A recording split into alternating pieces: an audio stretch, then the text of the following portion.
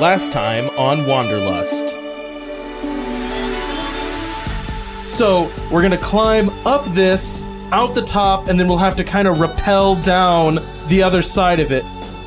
Fred, you come up short as you, feel yourself hit the end of the rope, and Estelle, as you're looking up, you, swear you could see something metallic unslithering itself from him and going back up the tunnel.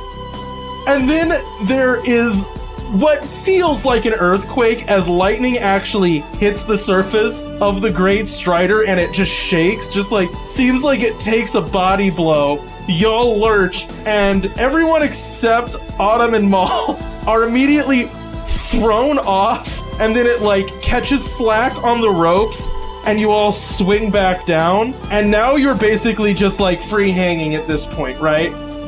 You manage to keep yourself anchored, and you grab on and start trying to hoist them back against the wall. You're kind of swinging them out and then back into it so they can get a chance to catch handholds. You guys manage to scrabble your way back and get yourselves hooked onto the wall again. You're alright, good. And then you look over and Maul and Fred are just gone.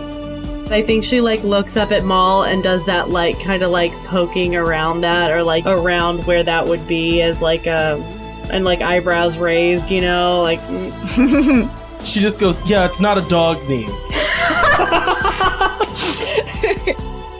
She takes the pills and goes, is there a canteen of water on your list? There's Rain, open your mouth. I don't care right now. I don't have my water bottle with me. Mandy, I was thinking the same thing. Is it good therapy to just annoy your wife in character so that way you don't have to do it in real life? There's this one burst of lightning and you see this blunt, face seems generous, set almost recessed into this giant shell, catching just little glimpses. And the first thing you see is hit of lightning, milky white eyes. And then there's another flash of lightning, and you can see external vocal cords, basically. And you can see that they've been damaged, there's huge claw marks torn through it. You can see its mouth is hanging open as there is a steady stream of bugs pouring in and out of it, bringing plant life into its mouth as this thing is lumbering across. There is not a great word for it, but commander, superior, or controller would like to speak with you. Obviously, that will be difficult, so I will translate.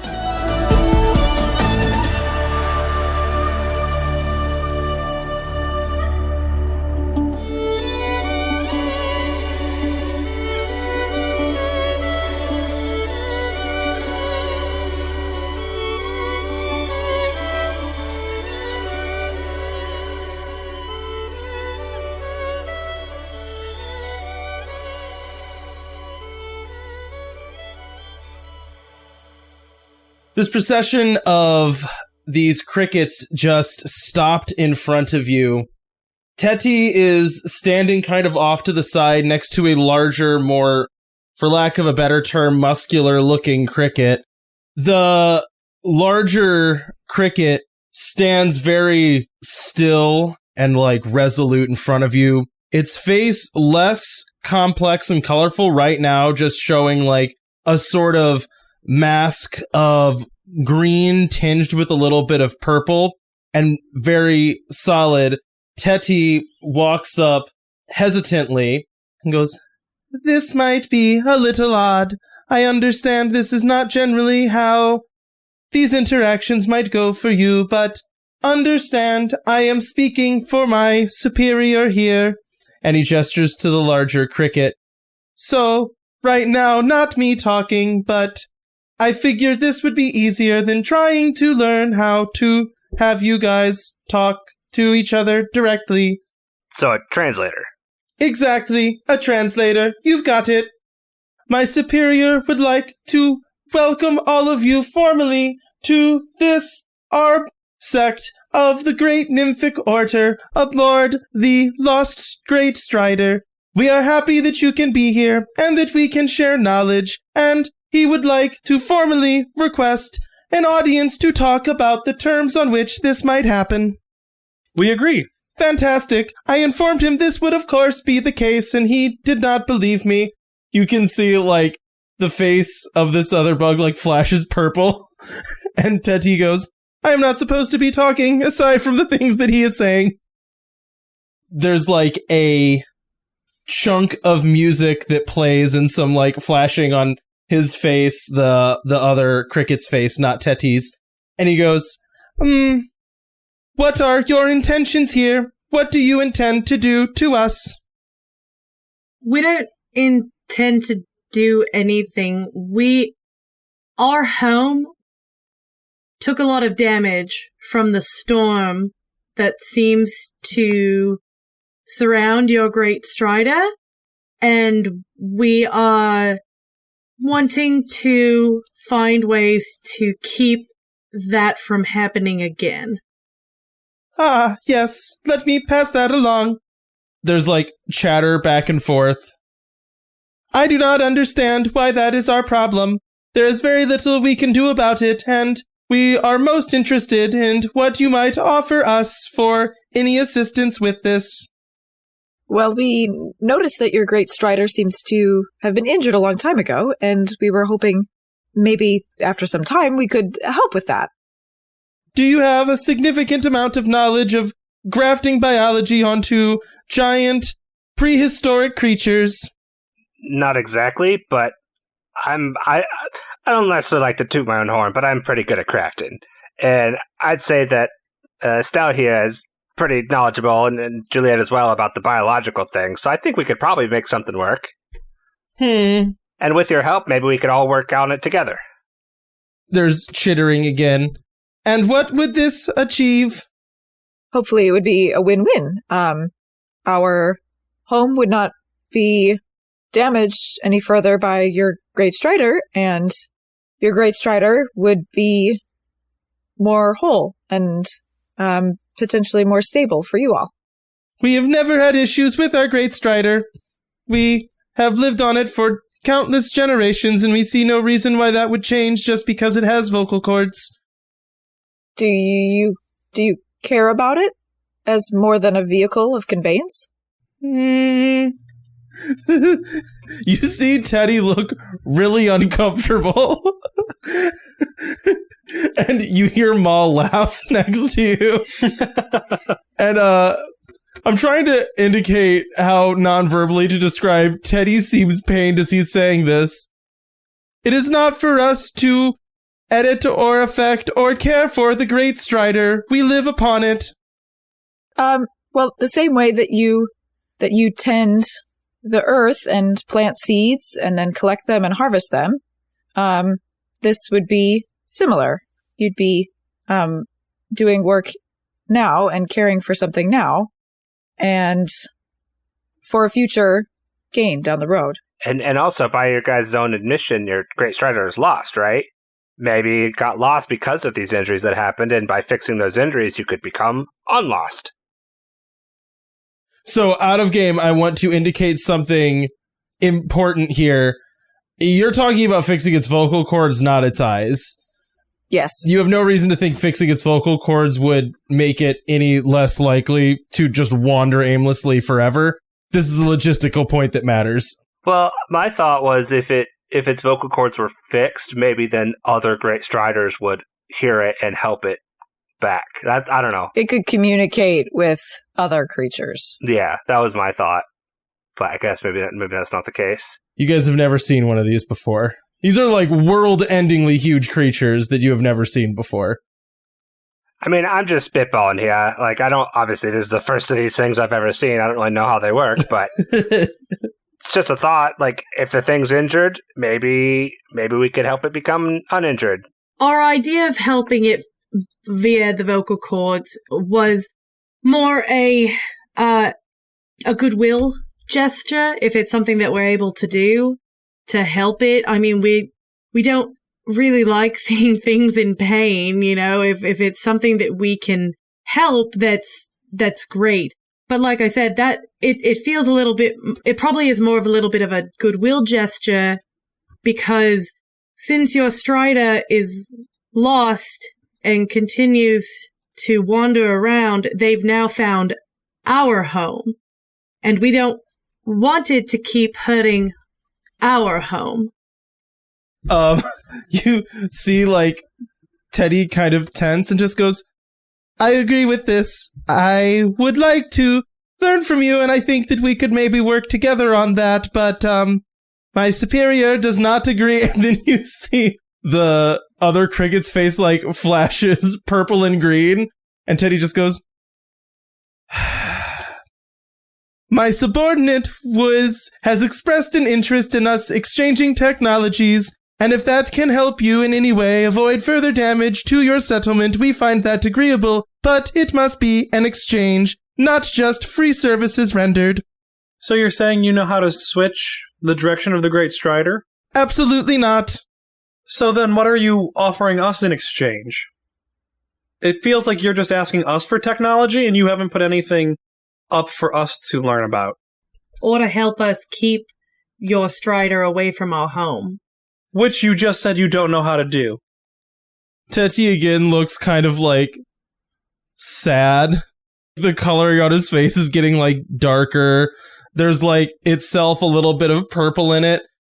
He goes, we offer the services that we have. We are capable of building and deconstructing structures much more rapidly than you, I believe. Our insects are also a very good source of food. They can provide light in dark places. There is also good use for them as draft animals or for transportation. These are the technologies that we have and can offer in trade, and we are fascinated to learn from yours. But the damage from the Strider is your problem and not ours. I don't mean to be rude, but is there anyone higher than you that might know if we're able to direct it at all? I don't know how high up this goes. This is, we're just trying to figure out a way to save our home. You hear Maul laugh again and she just goes, oh, you shouldn't have said that. You're not getting any more painkillers. I'm gonna get all the painkillers I need right now. I'm just gonna say questioning their hierarchy is kind of a big deal. You'll see, I'm gonna back up now. And Maul just starts, like, slowly backing up, and Teti goes, who is that? Who's she wearing bugs on her arms and legs and body? We told you earlier that's a friend. Is she wearing bugs all over her? Has Maul been making this goo out of bugs? Yeah, definitely. Also, Juliet's wearing said goo. Oh, no, she's got, like, bug armor on. She has face. Yeah. Yeah. Oh, the bug armor. Yeah. Juliet does not have that. She has the paste. We'll address that later. I am very interested in this. Teti, though, goes, a desire for hierarchy means a desire to supplant him within our hierarchy. Good luck! And, starts to back up, and Teti goes, one of you may challenge him, if you wish. No. There's no need. You won't die, probably. We're more than happy to talk about our differences and not fall into violent conflict here.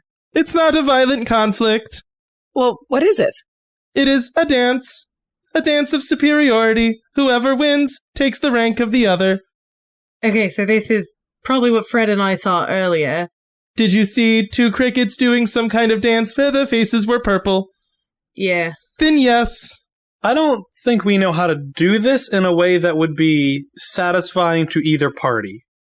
We handle disputes differently in our society. I'm going to try to explain this to you kindly. You are not in your society, and you offered a challenge. You will either win or lose, but refusing the challenge at this point would be insulting. Alright, Estelle, tell me everything you know about this dance in the next 30 seconds. Well, I mean, the first stumbling block is I think you need to be able to fly, so good luck. Fred, really not helpful. Like, I understand what you're getting at, but also, do you want to do the dance, Fred? You're green-faced. Juliet, you're purple-faced. I don't think that will help. Like, it's my fault. If you want me to do it, I'll do it. but from what I remember, there were 2 crickets that were making a lot of discordant noise. It was off key of everything else, and there was just increased color and sound and like a give and take of moves until one misstepped. Anything to add to that, Maul? You seem to have some experience with this. No, that's pretty much it. You might want to ask if you could maybe make flying against the rules, but yeah, that's basically it. I imagine we're all kind of like huddled quick, and Estelle like pops her head out of the huddle and looks at Teddy. Flying has to be off the table here. We don't fly. Teti just kind of like stares at you, his face like a sickly yellowish red color, chirps and just goes, "He said that is acceptable and fair." And Maul just goes, "He definitely did not say that, but he agreed." All right, anything else I should know, Estelle? Are we rock, paper, scissoring who does this? Oh no, I'm doing this. I mean, Estelle's got the kalimba. Do you want to take that? Or should Estelle do that? That's actually not a bad idea. And Estelle's gonna hand her the kalimba. And just noise. Honestly, just noise is all I heard. There was no ascending, no down, just noise. Got it. Dance, don't misstep, lots of noise. How hard can this be? You got it!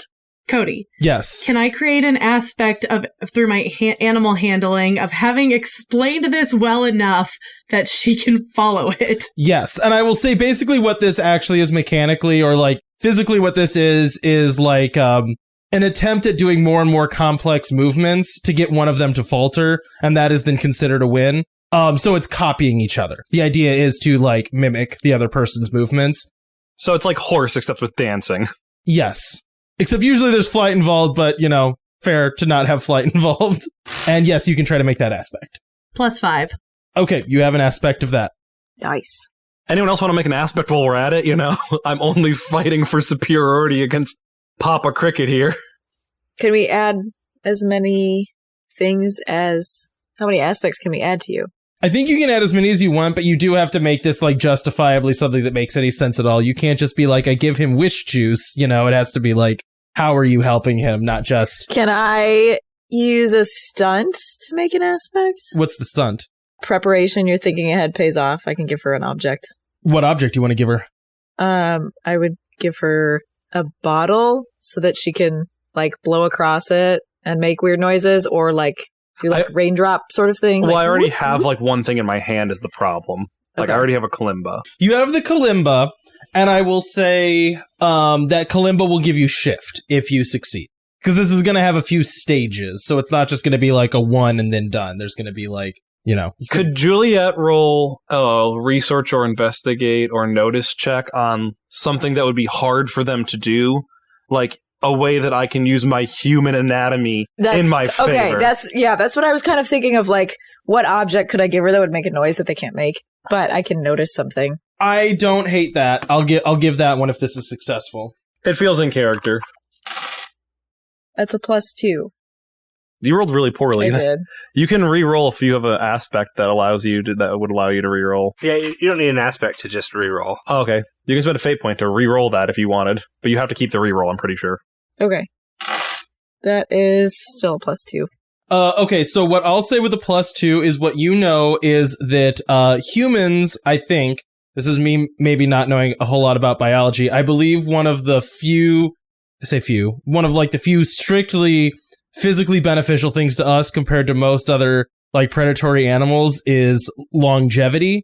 Like, we're the only things that can maintain... Oh, stamina. Yeah, we're the only creatures that can maintain physical activity for the duration that we can. So what you could learn from that is maybe the longer this goes on, the easier it would get. Okay. Like, you'll probably do worse at the beginning and have an easier time near the end. It's about the only thing you could think of. Okay. I relate Does it that to give me Tom. an aspect or no? No, that just gives you information. This is pretty difficult at this point. This is not easy checks at this point. You got anything for me, Fred? I can't think of anything. Sarcastic wit, does that help? Not particularly. And that's not like a skill or a stunt or anything, that's just Fred. So, Zach, the way this will work is basically we're going to it sort of is we're just doing opposed rolls, you know? in a few steps. Does that make sense? Cool. When do I choose whether to apply an aspect? Before you know the results. Okay. Okay. Can I use athletics, by the way? Does that seem fair? Yeah, definitely. I'm going to use a stunt to begin with. Oh, what's your stunt? I saw this in a book. +2 to overcome actions with athletics if you were mimicking something you read in a book. Okay. I feel that there has been a book at some point where they had a ridiculous thing. It's like, you have no idea what you're doing. You have to imitate these cultists. I was going to say, you've read the equivalent of West Side Story, yeah. Or I was thinking, Guardians of the Galaxy. Yeah. Dance off. So, like, basically, as soon as your huddle breaks, this other cricket's wings vibrate and then lay back down against his body. You can see that sort of frustrates him and puts him, like, off a little bit. And he starts this sliding back to forth, like, horizontally, kind of like hopping back and forth dance as his face is changing colors and that discordant music starts. Oh, what did you roll, by the way? With that bonus, I got a 7. Oh, okay, cool. As he starts doing this, you immediately just pick up and start matching, and it becomes this kind of like back and forth as like there's points where he does increasingly more complicated movements that are all just kind of like sweeping dance moves on the ground. This feels very reminiscent to like what you've done at church services, as you know, like your church services are basically regimented dances, and you're able to follow that flawlessly, right? And then there's like a moment of like it getting handed over to you as you've been able to match like all of these like kind of like initial, what would you call it? All these initial sort of like opening moves to see like, are you even capable of moving? You can tell they're getting more and more complicated. The footwork's getting more and more difficult. It's stressing you more and more to make the leaps that this cricket is making. But I will also say there is a respect of physical capability. You know you can do all these things. Like, this insect is not cheating, but is finding out exactly what your limits are as you go through these different movements. All right, so I'm going to make another roll, and then this is basically representing you now taking the lead and doing, like, your version of these dances. Okay. That was bad. I only have so many fate points is the problem. I'm going to spend a fate point to reroll that. Gotcha. For the first one, did you use the aspect? No, I have not used the aspect yet. Okay. So you still have one free of that. I'm using it now. Are you using the aspect as well?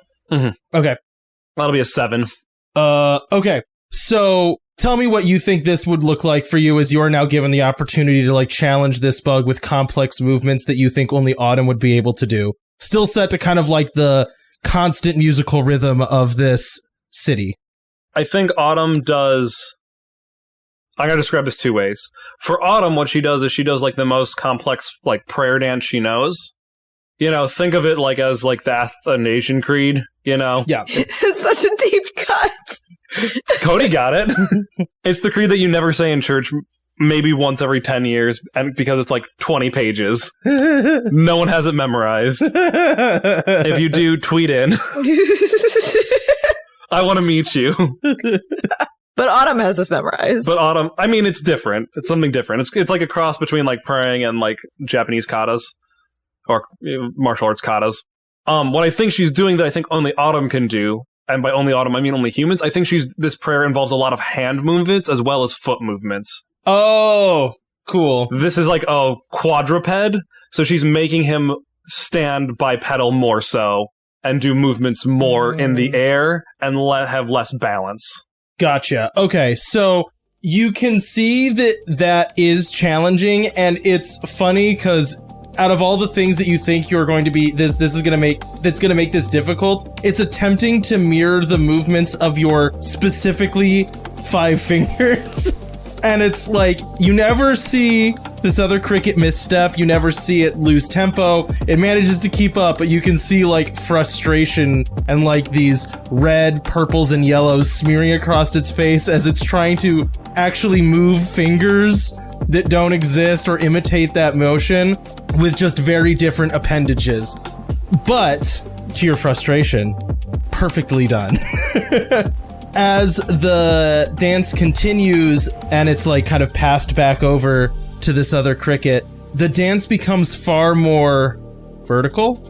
The cricket starts jumping on top of, like, up the sides of buildings, like hitting ledges with greater and greater distances. Again, almost like Crypt of the Necro Dancer, where it's like hitting at certain beats, like getting the landings to hit at certain times, never using its wings, and never jumping further than you can quite jump. But you're also starting to detect some real danger here, as this is now happening, like, on the sides of these rough concrete, bug concrete tubes that are, you're like sitting here 20 feet off the ground now, hopping between platforms, between openings in these tubes through this city in beat, way too high above the ground to not be doing this with a safety harness.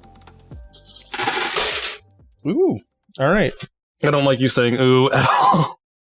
And my rolls have just not been as good as I want them to be tonight. What'd you roll? I rolled a 5. I would also like to mention she does still have her grapple gloves on. Oh, okay. Well, that mattered. In this case, that mattered a lot. So she wouldn't have, because she had them on when we were climbing, and she wouldn't have taken them off in the 2 minutes that, yeah. Yup, that mattered. Yes.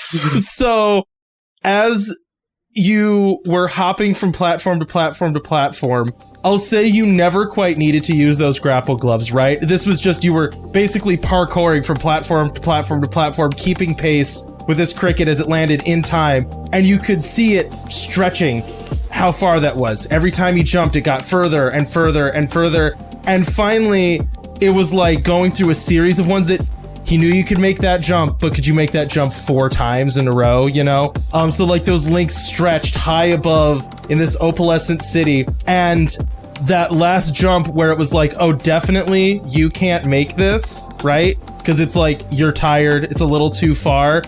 He leaps and you can see like green, like this bright green hue, and the chittering on his face, like, or the chittering that he's making get a little bit more melodic, almost as if he's certain he's winning, and missteps and one of his feet slides off the platform. And as that happens, you land next to him and manage to like get grip with your grapple glove and flip yourself onto the platform. And you're just standing face to face with this cricket. Its face had been this purple mask for a long time, right? It just changes to like a deep green. Its song just starts playing in descending scales. It flutters its wings and flies away. I think I just won. I think you did. Good job. You hear Teddy say from like 30 feet below you, "You just won. That was quite impressive." So, am I the bug queen now? That was not the bug queen. No, you are not the bug queen. Okay. You are the bug queen of me. Well, I like you, Teddy, so I hope I make a good queen. Great, we need to talk. Autumn comes down. Taking a cue from Fred, she just sticks her grapple glove into this pillar because she's tired and, like, slides down. I must say, I am very grateful that you helped me out with this. He has been my superior for a long time, and I have never been able to defeat him in a dance, so I kind of tried to use you guys. You're welcome? Thank you, but I have something to offer in return. Okay. Is it a way to get the Great Strider away from our town? I have no idea how to do that. I think maybe you don't realize how weird that sounds. We have never, in our histories, changed where a Great Strider goes. It might be similar to asking you to change where a storm is. Do you change where your ocean goes? That seems fair. No, but we can build along the ocean and prepare for where it's going to be. Is there anything that might deter the Great Strider? Again, I don't know, but, here's the point, though. Step number 1, technically, I now work under all of you. Well, I guess actually specifically under Autumn, and I have a proposal. Well, what is it? Okay. I wish to learn more about all of you. It is why I found you in the first place. However, my superior said absolutely not, and I cannot send myself to your town to learn about you. That is unacceptable. But you could send me to your town to learn about you, and in return, you can learn about my bugs. And one of the crickets just, like, crawls up onto Autumn and just stares at it. Or not one of the crickets. One of the, like, roughly like large dogs or like medium dog, like 20-pound builder beetle crawls up on Autumn and just stares her in the face. These are all yours now, technically. Yours to command how you will. We can build many things. Quick question before we move on and we talk about that proposal. Am I in charge of any other bugs other than you and... You're in charge of all the bugs that I am in charge of. It's like a pyramid. I am in charge of all these bugs. So, but if I tell a friend... Do I have to get a friend to join in so that I'm in charge of 2 and then they get 2 No, friends? but you could, if you wish to rise through the ranks, you could challenge more and more bugs to dancing competitions to assert your capability as a leader. Well, that sounds fun. Which eventually then you could become queen by doing that, but that would... don't do that. There is a biological aspect to being the queen of all the bugs, and I don't believe you are capable of it, and in fact, I think it would kill you. Probably not, from the little I know about bugs. Autumn. I don't believe you're capable of birthing insects. Yes, that part. Teti then goes up to you and just starts like poking at your skin and goes, I might be able to make you capable of birthing mini insects. I'm good. A direct order, Teti, don't do that. Teti looks at the rest of you and goes, do any of you wish to be the queen of all insects and learn if you can birth mini bugs? No. Thank you, Teti. No interest in that. We will discuss this later. Fred, do you want to try? I think I'll pass. Okay, so we still don't have a way for it to not mess up Smokey Banks. Well, hold up. One thing at a time. So, are we bringing Teti back? I sure would like to come back. If not, why didn't I just keep working for that bug who said I couldn't come with you? So here's my concern, Teti. Like, I want to bring you back, but you know how crazy it was for you to see mammals bigger than 20 pounds? Yes, but I have learned that you are quite fascinating, and you have many technologies I don't. Yes, that is true, and we feel the same way. However, did everyone in this city feel the same way? Yes, mostly yes. I mean, the guy that Almost universally yes. He just did not want me to leave. He did want your technology. He just said I should stay here and get it from you. He definitely wanted the tech, and the queen also for sure wants any information that you have. Do you not value information? I guarantee my bugs could be helpful. We do. We also are sometimes a little bit more aggressive when we're afraid. Like, our defense mechanism is attack. You know, though, like, you know how you have different bugs for each job? I am familiar with this. I am quite sure that I could defend myself. No, but we don't want you to get hurt, and we don't want other people to get hurt. I don't believe this would be a problem. I can defend myself. And then his face shudders a bunch of different colors, and builder beetles just, like, make a concrete cylinder around him. And you just hear, like, a muffled voice, seriously, try to hit me, this is cool. I try to kick it. You try to kick it, and your foot sinks in and then sticks. Fred is going to take the point of the axe and dig it into this material, which, as you said, melts a bit. You ever come up with something on the fly and it's pretty good and then it bites you? Yeah, so it definitely just starts to melt. And then Teti goes, oh no, that is weird. And his face is like very red and purple and he just sinks into the ground. And you just see builder beetles like piling on top of him. Okay, well, not everybody has something like that, so... Teddy, come back. I wasn't actually attacking you or anything. I just wanted to show you that's like, yeah, we have technology that you don't, and you have technology we don't. Can all of you make heat like that? No, just some of the items we carried. Ooh, my builder beetles must improve. This is why we must interact. This is why I must come to your village. Think of all the ways that you could break my builder beetles, and then I could fix them. I could make them stronger and better. I agree. I'm like, I feel like there's good things to learn. But I don't think we really have a choice, Autumn. I know. I could wear skin like her. I just don't want him to get hurt. I just don't want him to get hurt. I like Teddy. I'm now his, like, supervisor. Okay, so, well, here's an idea. You're not my supervisor! You're not my real mom! What if we brought him into the ruins first, and then bring it up with the Wild Watchers. Mitchell's gonna love this, isn't he? Oh, I didn't even think about him. Oh, he's gonna be so mad. and we can bring it up with the Wild Watchers, and from there, I don't know, maybe there's a way we can do like a meet and greet, or like keep him around the ruins, or somewhere where everyone isn't going to immediately freak out. I could wear skin like she is doing. He points at Maul. I don't think you can wear our skin, if that's what you're implying. Do you not have extra carcasses? No. 1, no. 2, that is a very aggressive thing that humans do. Wearing carcasses? You know red face, like when your face turns the deep shade of red? No, purple. Purple. Oh, wearing human carcasses is bad. Yes, it is putting purple face. He tries to give 2 thumbs up, but it's just like his little sucker's doing like peace signs.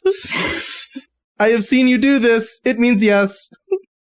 I'm in favor of Teti staying outside of town and everything that we might bring back outside of town, actually. Even my firefly? It's so cute. Well, for now, I think we should run a scientific experiment where we don't bring things into Smokey Banks because Mitchell asked us not to. And I think we should have a control scenario where we don't and see if that affects the weird things that have been happening in Smokey Banks. Okay, hang on.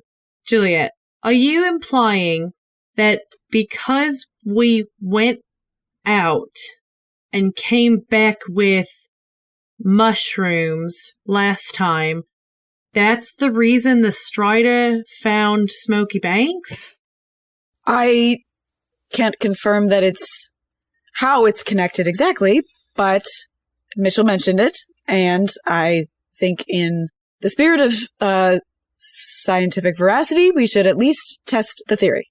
Okay, so how far does this go? Are we, like, taking showers before we walk in from the ruins? I hadn't thought about that part, but it's a good idea. You know what I mean? Like, if we bring in dirt, is that going to be a problem? I just don't understand how far this is going to go. We're gonna get chemical showers and an air wash just sitting in open space. You just like you just have to walk through the tube. Just says decontamination on it, just like in marker. It's just a tube. It makes Mitchell feel better. Also, where's the line for Smokey Banks? I Like, is this the ruins? Is this outside the ruins? Is this a mile outside the ruins? Is it like... We might have to run consecutive experiments. Yeah, that sounds about right. I would say I would suggest starting with the ruins, and we can definitely save everything. We can make a cache. Fred can create a little chest for us, and we can save things so we don't lose them. I'm for that. But Maul pipes up at this point and goes, I don't mean to tell you what's what or anything, you know, like, do what you want, but if the goal is to, like, not let how long do you think this experiment is gonna take? Like, how long do we let something into Smokey Banks, then wait and see if there's any result from it before letting something into Smokey Banks? Then, you know what I mean? What's the, like... Right, yes, that's a good question. So how long was it from when we first came back with the kids and the storm had hit?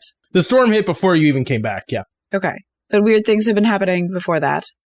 I don't mean this as an offensive question, Maul. How long have you been in Smokey Banks? She kind of, like, looks off to the side. Call it 5 years. Oh. And have weird things been happening that whole time? Yes. Was there a period of time where things were pretty normal? Quiet? I have not known about a normal time ever. Here's a better question. When you showed up, did Mitchell stop blaming you for things that were happening? No, he did not. Were you leaving the town and coming back Sure as often was. as you have been? Okay, so you've been leaving and coming back. Things were happening the whole time you were there. Mitchell didn't immediately stop blaming you because you were running out and coming back. As long as I've known Mitchell, he's assumed there was something weird in the wilds and he didn't want me to go out there.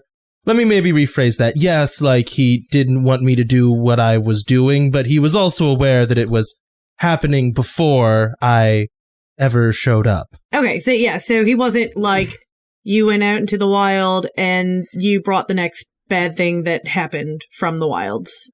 Yeah, like, I think he sort of wanted that to be the case, but he was also aware that it wasn't. Does that make sense? Okay. I'm a small part of the fact that people interact with the wilds. I'm not the only person that's done that. Yeah. Okay, so maybe we don't need to run this experiment then. If the parameters have already been met, and it doesn't seem to be a cause and effect relationship. My other concern with this, Juliet, is I don't think, with what Maul was saying, I don't think we're the only people going out into the wilds even currently. So that's going to ruin any experiment we try. Who else is going out into the wilds? Besides the 5 of us. Am I the only person that you've met out here? Besides the kids. Well, I'm that weird guy in the cave. Hugo. Oh, right. But he's not been to Smokey Banks.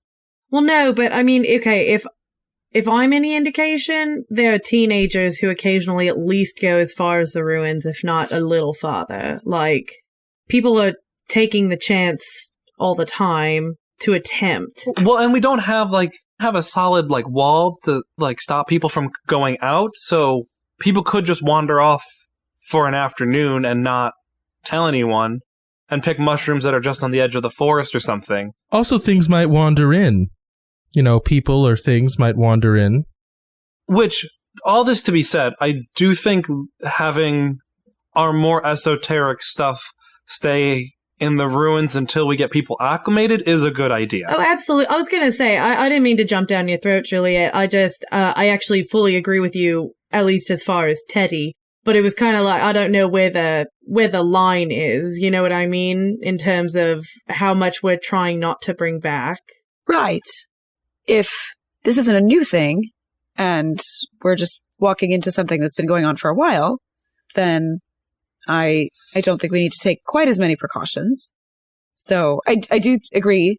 I think meeting Teti in a more neutral place like the ruins and not right in the middle of town will make everybody, particularly Mitchell, a little more agreeable. But it sounds like we're not the only thing that's bringing things from the wilds back. I do have one question though. If we go forward with this plan, we absolutely don't tell Mitchell why we're taking him out to the ruins, right? We just say, "Hey, come with us," and then he follows us. Then surprise, because that would be hilarious. And a terrible idea.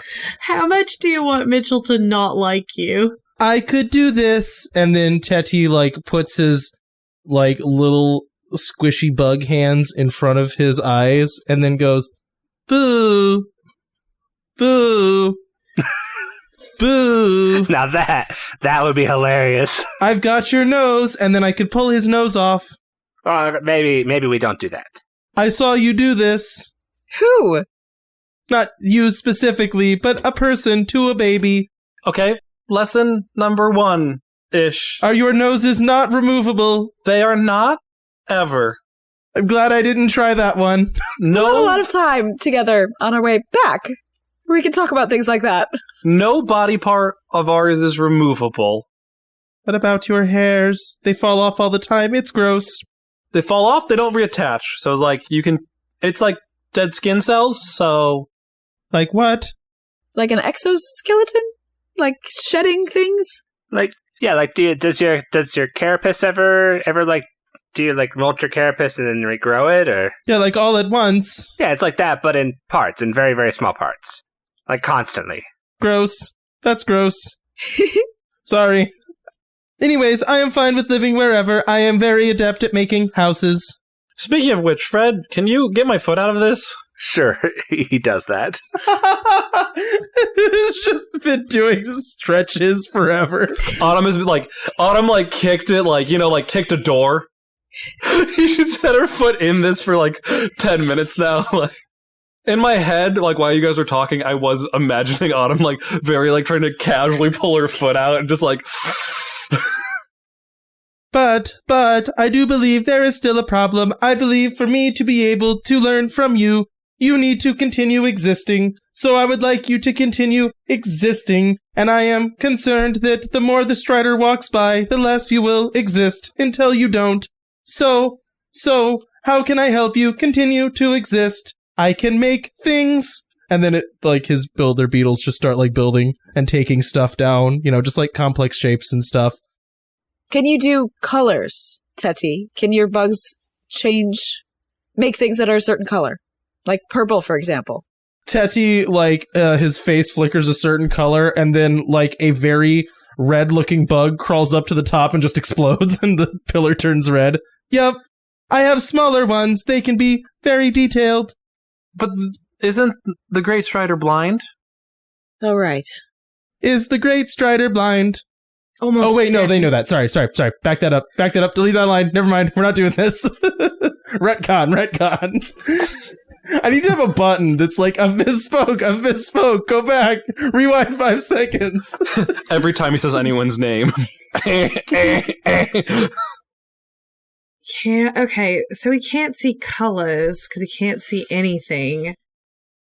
I think Estelle has been she's been leaning against one of the pillars and is just trying to run things over in her head, trying to think things through.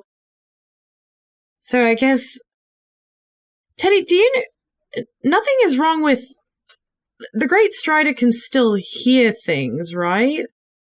I guess technically I do not know. I have never spoken to the Great Strider, but I would assume. Maybe we could try and find a way to make a big, put a bell up or something to startle it to get away from the town. Play a warning call. Yeah, but a warning toward it. We saw on the murals that Great Striders don't want to interact with each other, so could we mimic a Great Strider call? Now that's not a bad idea. Try to give it a reason to turn around. Is that something you can help us with, Teti, to make sure it sounds right? I don't know what a Great Strider sounds like exactly. Ours does not speak, but I could certainly create. Hang on. Do you have a mechanized way to make sounds? I mean, we have a mechanized way to amplify sounds. Oh, that is fascinating. I want to learn how to do that. Yeah, I'm sure Willow would love to meet you. If you need to have a place to put that, I could make a place or the structural needs for amplification, but I cannot make those sounds unless we have something the size of a Great Strider standing 100 feet in the air all the time, just making Great Strider noises, which I cannot do. Well, we do kind of have that, and I know the person who controls that, so she might be willing to help us out. Yeah, so if we could get the builder beetles to build a structure to get high enough up in the air that we could put one of Willow's speakers, then all we need to do, other than hook it up and play it around the time we know it's coming by, is we would need to figure out how to mimic or create the kind of noise that a Great Strider would make to make the Lost Strider think that there's another one in the area around Smokey Banks to make it turn around. Yes, let's do that. But it doesn't have vocal cords. So then we go back to fixing the vocal cords, find out what that sound is, and then duplicate it. I mean, fixing the vocal cords is definitely a priority. I think it's going to take time. Fred, could you just make a model of what the vocal cords look like, and then we go off of that? Make a small scale of just off the picture of what the vocal cords look like. We can rub them together, or however the vocal cords work for insects. I actually have no idea. But do that and make the sound with a smaller set of them instead of trying to make the full large set immediately. So we use the prototype to make the noise. Yes. Okay. Because we can always turn up the volume. So, I think. I don't know a whole lot about sound engineering. I just love the notion that what you're going to do is basically make a fake set of vocal cords, blow into it, sample that onto a keyboard, and then you can be by just hitting keys on a keyboard. You ever see that where someone samples a burp and they're just You see the Great Strider and just like, all right, go up there and just start slamming down some beats and Strider noises. Wait until it goes like, oh shoot, turn around. That's not too far off what the plan is. I love it. I just want you to understand what you're doing is going like, Autumn, I need you to crawl up on top of a 100-foot tower with a keyboard and play random burp noises until a monster runs away. And what's the problem with this? The sad part is Autumn is just so down for it. Make sure you hold the key here, make it echo, amplify, mix it with this one. Okay, like, I understand what you're saying is that I go up there. Why don't we just do it through the speaker? We have microphones down in safety. Well, do you have, like, over 100 feet of contiguous coaxial cable that you could use to plug into a speaker and then run all the way up a tower? I mean, I'm sure we could make something work. How high is our tower? We'll figure it out later. How high is her tower currently? Like, is it like... You don't have... Well, right now, pretty small. Like, comparatively toe size to this thing. You're going to have like, a very big structure to put this thing on top of. Well, I guess that's where Teti comes in. I say in character for some reason. But yeah, that's where Teti comes in. So, is the Great Strider heading back towards Smokey Banks already? How are we getting back to Smokey Banks? No, so, okay, this loop that we're on, supposedly, Teti, correct me if I'm wrong, lasts about a week, and then we go back to the same spot we got on, and it rests for questionable amount of time, and then I believe, based on what he said, the Smokey Banks loop should be one of the next ones. So depending on how long it takes to rest, we would have that time. But at the very least, we know that the Build-A-Beetles can build really fast. So the structure can be built quickly. Right. Oh, and we should probably remove all the seeds that are around Smokey Banks, because the Great Strider's coming back to harvest them, right? The bugs on it, yeah. I think that's how that works. You're right. We'll need those there. Why? At least some of them. What am I going to eat? What are my bugs going to eat? I have to eat food. The seeds grow into food. Okay, but that's not attracting the Great Strider, is it? No, those are for us. We put them there. Okay. Some of them. We put some of them there. Well then, yes, please eat them.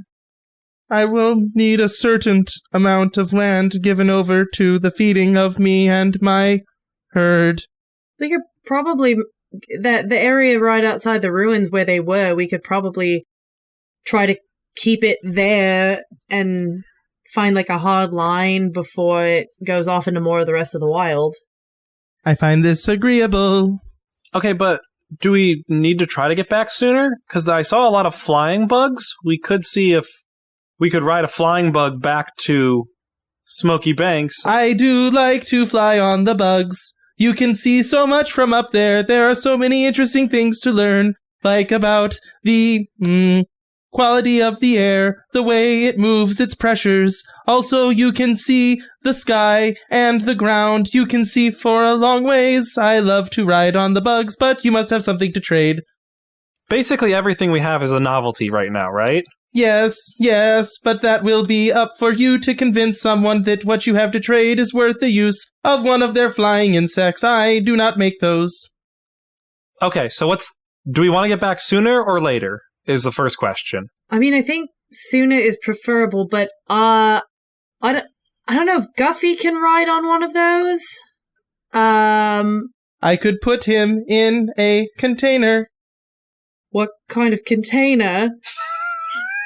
Teddy, he can't go in one of those, like, concrete things. He can't breathe in there. I could make it one with breathing holes.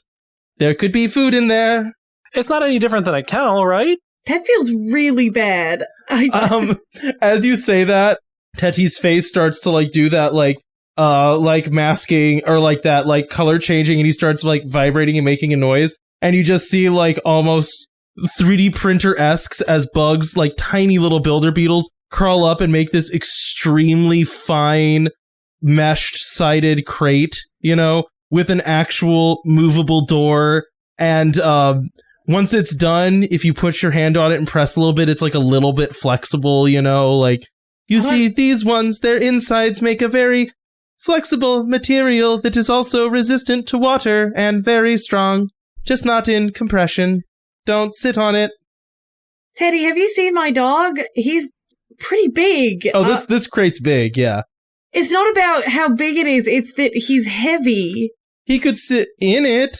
You just said don't sit on it. Just tell him to get in, and then we can try to pick it up and see if it works. Okay. We can try.